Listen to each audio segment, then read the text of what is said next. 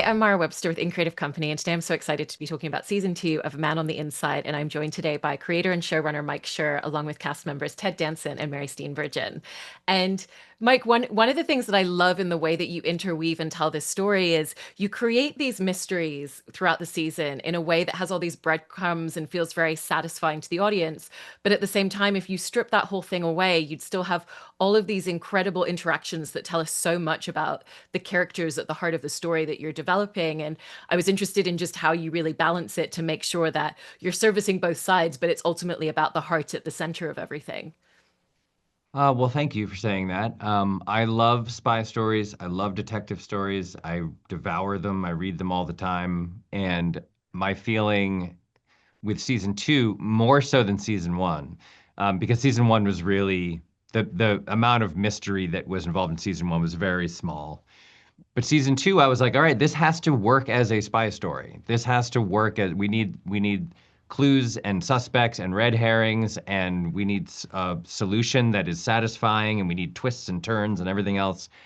And once we sort of broke out what that story would be, it was like, okay, but also this is a show about a man who has gotten a second chance at a new career, and this season has a second chance at love. And so that's not the point of the season. The point of the season is his emotional journey and the emotional journeys of the other characters.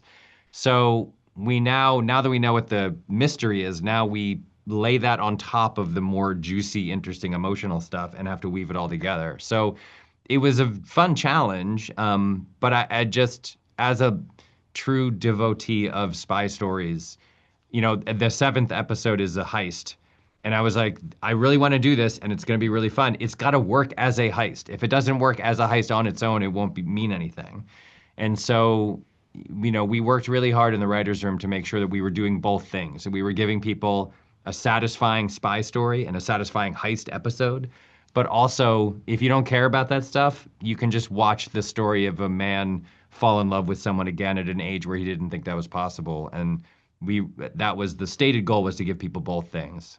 No, I love that, and to that point as well, for you, Ted, when we first met Charles at the beginning of season one, he was really trying to compartmentalize his feelings and to protect the people around him from them. And he's become so open emotionally in all these different ways. And it's beautiful to see the way that that journey continues even further for him this season. And so I wanted to ask about the way that you really got to grow a lot of the emotional space of playing him throughout the season.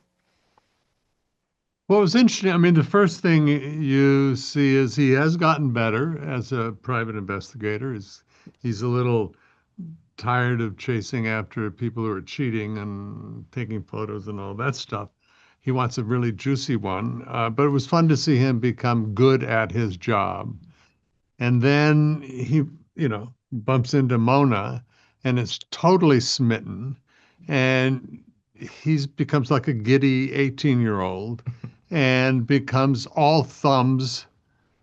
Didn't you? Sorry, I'm going to interrupt myself. All thumbs and just becomes terrible at his job again. Briefly. But briefly.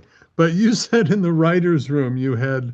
Yeah, we had a sort of like, we made this like little prop that was an arrow that could swing back and forth, and on one end was James Bond, and on the other end was Mr. Bean. And we would say like, okay, where is Charles right now? And it was, is he too James Bond? Should we make him a little more Mr. Bean? And that sequence that he's talking about, he sees Mona posing as a nude model and just loses his mind. And it was like, okay, we're going all the way to Mr. Bean. This is now the next thing that happens is he's sweating and his vision is blurry and he's lost his mind. And we did a full Mr. Bean sequence of him like knocking things over, dropping things, like being terrible at his job. And that was part of the fun of introducing this woman into his life, which was just at the moment where he's starting to feel a little bit confident, a little bit suave, a little bit professional. He meets someone who makes him, gaga goo and fall to pieces. That was a really enjoyable aspect of the season, I think. Also, that he said she's the fourth naked woman he's ever Yeah, seen. you've seen hundreds of them. You've seen four Four of of them. them. Yeah. Two of them in the National Geographic. And for you, Mary, I remember you talking about when you went under anesthesia in 2007 and the way that, neurologically, since then you experience the world by hearing music. You see objects or you hear thoughts as music. And it sounds like it's allowed you to connect to a lot of your work in really beautiful, unique ways, whether it's writing songs for Wild Rose or on Zoe's Extraordinary Playlist. And now you're playing a woman who gets so focused on the idea of music in her head that she has to leave mid-conversation for an hour to go write it down.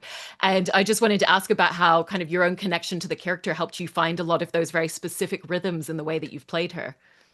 Well, thank you for asking that. I appreciate that.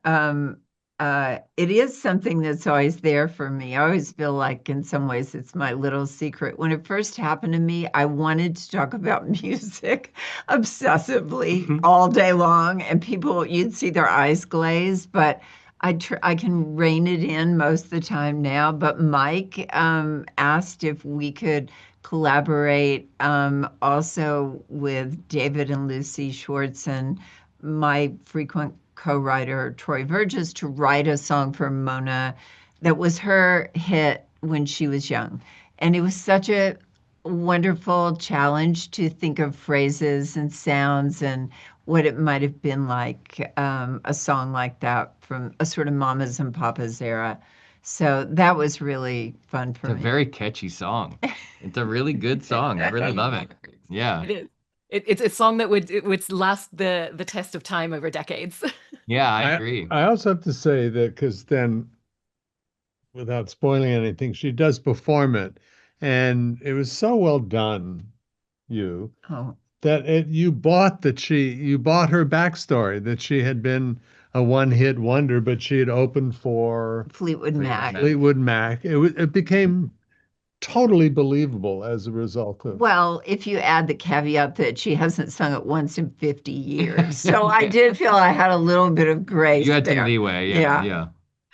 Yeah, and also for both of you, Ted and Mary, obviously, you have years worth of chemistry to draw on for your characters, but it must be kind of really interesting to peel the layers back as playing two characters who have instant chemistry, but they're learning each other's rhythms and they're kind of figuring each other out for the first time. And I just wanted to ask about kind of like stepping back to that point in their relationship and playing them together. Well, I still think for me, the key to all of that is the story, the words, playing and trusting somebody who's a really good actor, and then doing your best, because it's always 50-50, to genuinely be present in that moment that the cameras are rolling.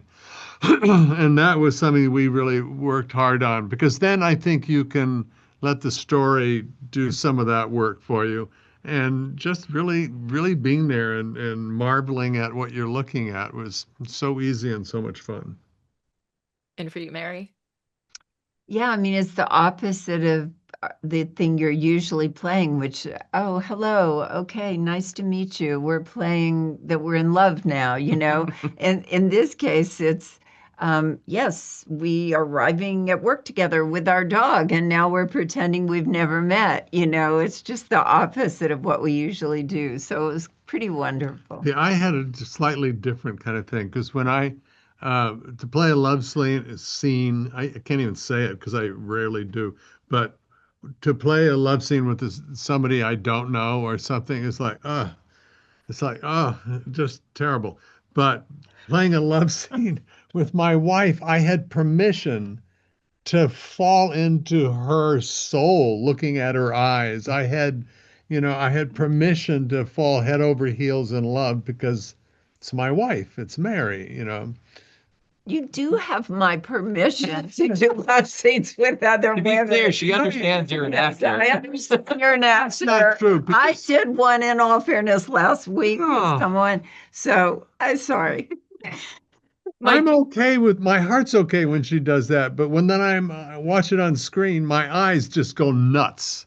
My heart's okay, but my eyes are freaking out anyway. Back to you. Also going back to what you were saying, Mike, about the fact that Charles is, he's Mr. Bean and he's James Bond all at the same time. The way that you craft scenes so specifically in both of those tones is so brilliant, because you'll have kind of the serious spy music and the composition in the background, but it's Charles on an electric scooter going 2 miles an hour trying to to be discreet and falling into a lake all of a Yeah. sudden. And I wanted to ask about how you kind of almost lean into the humor with the juxtaposition of the drama. Well, it's sort of a writer's dream because the character profile is an extremely intelligent, highly capable, intellectually superior 78-year-old man who is used for most of his life has been among the smartest people in every room he's been in, if not the smartest person. But he's now undertaken a profession where he's completely at sea. He does not know. He's read a bunch of John le Carré novels, but he doesn't know how to be a private detective. He doesn't actually know how to be suave and debonair and all of those things. And that was the fun of the first season, was seeing him completely at sea. In the second season, now he's in a more dangerous position because he's worked a bunch of cases and he's caught a bunch of guys who are cheating on their wives. And so now he's like, I think I got it. I think I've figured this out. And that's why at the beginning, he's like, I want a juicy case. And Julie, his boss, is like, this is the job, man. Most cases are kind of boring. And then he gets this gigantic case and he hits the ground running. Unlike last year, he's extremely confident in what he's doing. He's very sure of himself. He's annoyed that Julie's only letting him give updates on the case once a week instead of once a day because he believes that everything he observes and says into a microphone is of the utmost importance. And so he's very, very cocky. And we were like, okay, that's great. But he's not James Bond. In order for this to be a comedy, he has to be Mr. Bean. And that's where she comes in. So the second he sees her, his eyes turn into spirals and he starts sweating and getting flushed and crazy. And so it was the perfect device to say, like, this guy is smart and capable and observant. What do we do to make him funny? Well, we drop in Mary and we make him just absolutely lose control of his faculties every time she's around. And that's was the joy of writing the character this year. I don't know what we do next year if there's a season 3, but we'll have to figure something else out because it was very, very fun to write Charles Neuendijk in a sort of like almost, cartoon cat, like swirled eyes, like paralyzed with fear over how much he had fallen in love with this woman. Yeah. Because one of the great things about the way that you play him, Ted, is the fact that he constantly dances between, confidence and vulnerability, or confidence and comedy. He meets this woman, he really falls for her. He starts to feel very debonair about that, but then he starts to kind of lash out because he doesn't really know her yet. And he's scared of what that might mean to fall in love with someone who isn't his wife who passed away, and to go through all these new experiences. And so how do you feel like Mike's writing kind of constantly gives you the ability to go back and forth and play between multiple spaces in that way? You just said it really. I mean, he is so deft at making you laugh, making sure you understand that we're talking about some universal truths. Some of them are hard truths, some of them are scary, but they're human. And just when, you get used to, you're into slapstick or you're into something. And to me, that's what I want to do for the rest of my life. I want to be funny and talk about meaningful, purposeful things. And that's what I get by being with Mike. Yeah. And maybe occasionally ride a scooter, because that was the best thing I've ever seen. Thank you for that. And also for you, Mary, you bring such a specific energy to the way that you play Mona. She's someone who says every single thought that pops into her head. She doesn't necessarily kind of like filter it through. And it's this really wonderful way of her wanting to just live in the present. And so I wanted to ask about the way that you kind of developed that and just really found that specific energy to play her. I love doing that because I sometimes am too careful. Sometimes I worry too much about what I say, and she never looks back. She doesn't look forward. She's in the moment at all times, and she says what she thinks. And we've laughed about how she throws these kind of chaos bombs into every conversation, but weirdly, she's right. Like, things prove that maybe she's right, Well, it is more interesting to talk about your favorite concert or even color than maybe just what you're thankful for. And she should have quit her job, and so I loved her, and I do feel like I could be a little more like her, although I'm told constantly I'm way too much like her, but I'm my goal is to be more like her. So deal with I, that, sucker. Also, Ted, with what you were talking about the physical comedy, there's so many fantastic ways that you get to play it, and it always kind of comes from the specific emotion that Charles is feeling in that moment. And I was curious for you in playing him, what do you find are the specific intricacies of the physical comedy for him? Wait, I'm not quite sure I understand that or Yeah. how I can answer it, but I do. Um, Like how you fall apart after you see me naked in in the art. Yeah. And You even just know, like his specific type of movement as well as a character into the physical comedy all of as my well. funny movements come from the fact that I'm 78 and I can't move like I did 20 years ago. So, yeah, the running after the suspect that I'm trying to catch up with that leads me into taking the scooter is not me developing a funny run. It's me, you know, getting my body to move in any way it can, and it turns out kind of funny. Mike, one of the other things that I wanted to talk to you about in terms of the way that you develop the characters is the way that, even if a character kind of comes across maybe as like a little bit more narcissistic or selfish, or they're exhibiting some sort of, less favorable traits, that you always dig into the empathetic understanding of, well, where does this come from and what is the reason for it? And it's whether it's a main character or someone who only has a few scenes, that you always want the audience to understand that about people. And so I wanted to ask about the way in which you've really done that on this show with so many characters. Well, it's one of the great joys of working on a TV show that lasts for multiple seasons is you get the time to answer those questions, right? Like it's seeing a person who is extremely guarded and very mistrustful of other people and has chosen a career as a private investigator. That's interesting to me. What's the story there? And we don't have time to answer every question in one season. But if you get a second season, then you and the writers can get together and say, what is the story with Julie? Where'd she come from? What's her deal? And then you start pitching, and you're like, well, what if she had a bad relationship with her mom? And then someone else says, what if her mom was arrested when she was a kid? What if her mom was a con artist? And that explains this and that and other.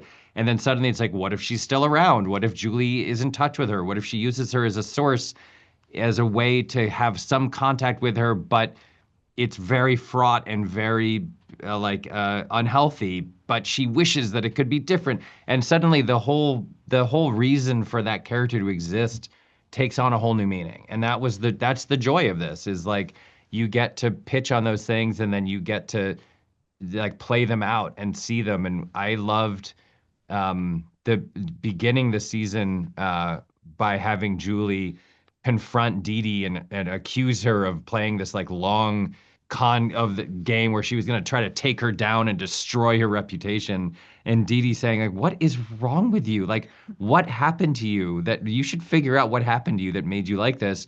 And her response is, oh, I know exactly why I'm like this. But the audience doesn't.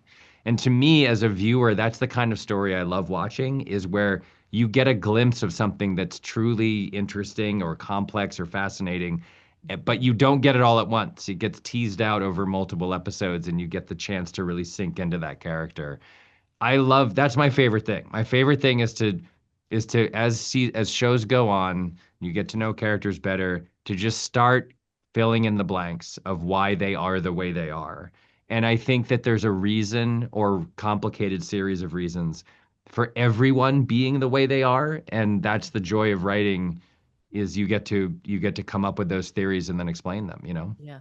And Leslie, we only have a very quick minute, but Mike, I love your active, how you always name all of the background characters, anyone who has a single line, and you always try to come up with things that are going to be really unique to clear them for legal. Yeah. What was your favorite one to come up with for this season? There's one character, I think Josh Myers plays him, whose name is Dr. Garbanzo Beam, Beam. Um, and his full name is Dr. Fentavious Garbanzo Beam. And we made a diploma for him on the wall, a very fancy looking diploma. He graduated from Johns Hopkins at medical school. He's like one of the most preeminent doctors in his field. and his name is Dr. Fantavious Garbanzo Bean. Amazing. Well, congratulations on a fantastic season 2 of the show, and thank you so much for talking. Thank you. Thank Thank you. you. Fun talking to you.